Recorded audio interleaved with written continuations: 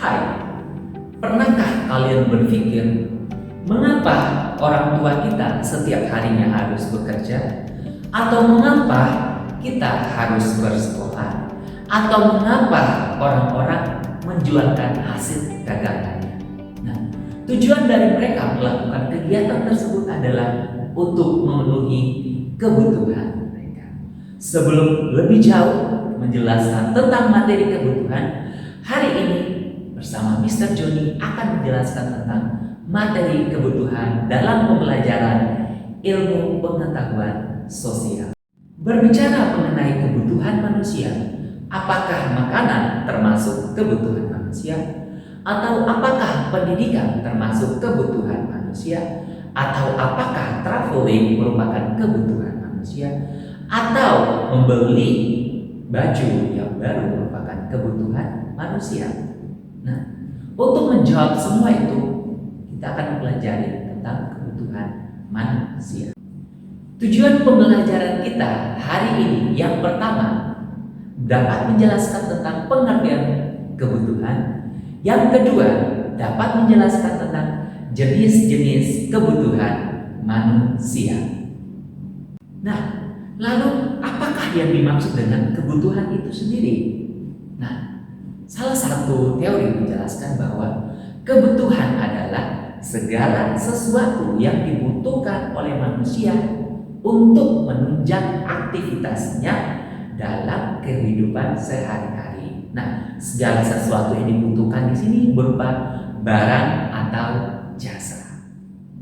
Nah, setelah kalian tahu tentang pengertian kebutuhan manusia, nah, yang kedua kita akan mengklasifikasikan jenis-jenis kebutuhan manusia.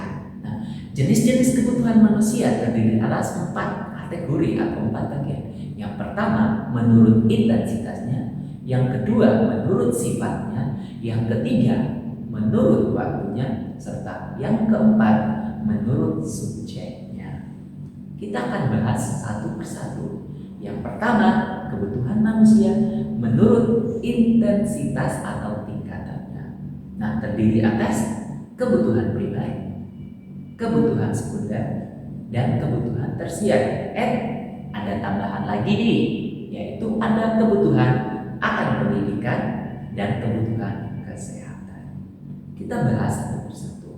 Kebutuhan primer atau bisa disebut juga sebagai kebutuhan pokok, ya, adalah kebutuhan pokok. Nah, apabila tidak dipenuhi maka akan mengganggu aktivitas manusia. Nah, contohnya itu yang seperti apa ya? Nah, contohnya seperti sandang, pangan, dan papan. Sandang itu apa? Pakaian.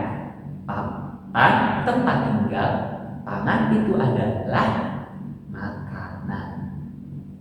Yang kedua, kebutuhan sekunder, artinya adalah kebutuhan tambahan. Ya, kebutuhan ini bisa dipenuhi atau juga tidak bisa dipenuhi. Nah, contoh dari kebutuhan sekunder itu apa ya?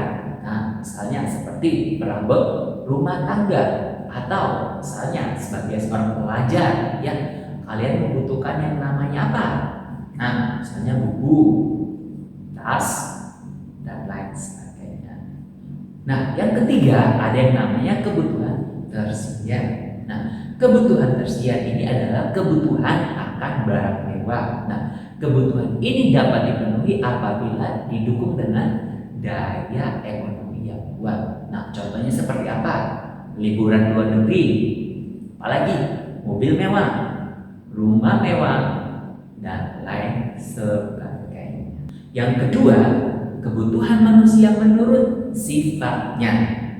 Kebutuhan manusia menurut sifatnya terdiri atas 2. Yang pertama, ada kebutuhan menurut jasmani. Yang kedua, ada kebutuhan menurut rohani. Lalu kebutuhan menurut jasmaninya itu yang seperti apa ya? Kebutuhan jasmani itu berkaitan dengan fisik seseorang. Nah, contoh berolahraga merupakan salah satu contoh dari kebutuhan fisik. Yang kedua, kebutuhan jasmani yang berkaitan dengan jiwa manusia. Contoh beribadah merupakan contoh kebutuhan jiwa bagi manusia. Rekreasi merupakan kebutuhan rohani. Yang ketiga, ada yang namanya kebutuhan menurut waktunya. Nah, kebutuhan manusia menurut waktunya terbagi atas dua. Yang pertama, ada kebutuhan menurut waktu sekarang, dan yang kedua, waktu yang akan datang. Nah, apa bedanya kebutuhan manusia akan sekarang dan yang akan datang? Kebutuhan manusia yang sekarang artinya apa? Harus dipenuhi saat itu juga. Apabila tidak dipenuhi, maka akan mengganggu aktivitas manusia. Contohnya seperti apa? Saat kita lapar, tentu kita butuh makanan. Nah, saat itu juga pasti kita akan makan. Itu adalah contoh kebutuhan saat ini. Nah, apalagi misalnya terjadi kebakaran, maka yang dibutuhkan adalah pemadam kebakaran.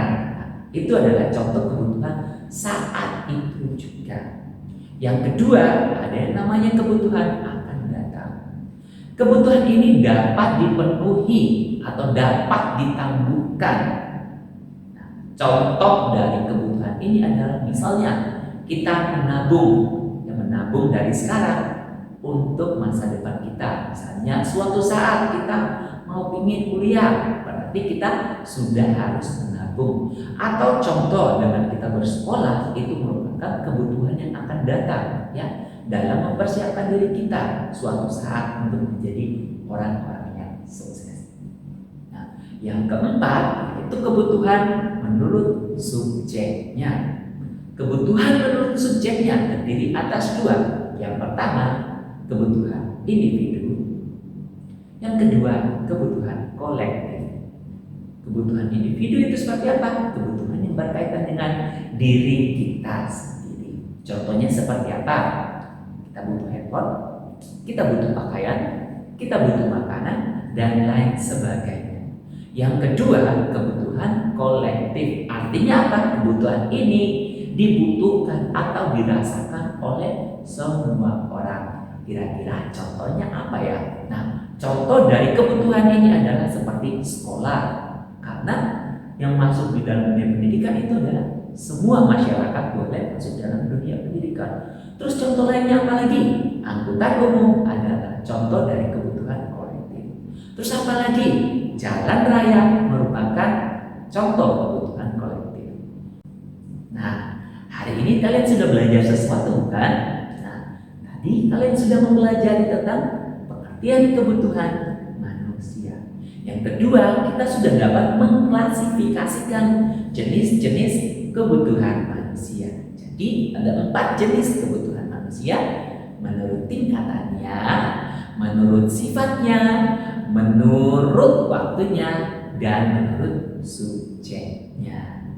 Terima kasih sudah join dalam pembelajaran IPS hari ini. Sampai bertemu dalam pembelajaran IPS selanjutnya. Tetap semangat, jaga kesehatan, jangan lupa berdoa, and God bless you. Bye bye.